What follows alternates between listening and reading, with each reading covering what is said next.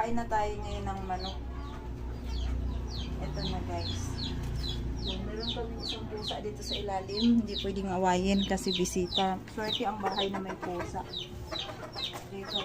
Guys, pakainin ko na yung mga manok ko guys. Ayan.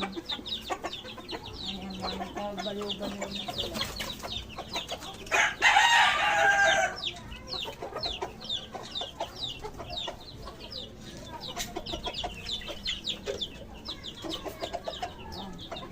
Ngayon, kukuha tayo ulit ng pagkain kasi kinalang.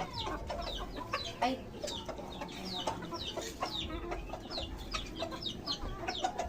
Ayan, kukuha tayo ulit ng pagkain nila. Dito.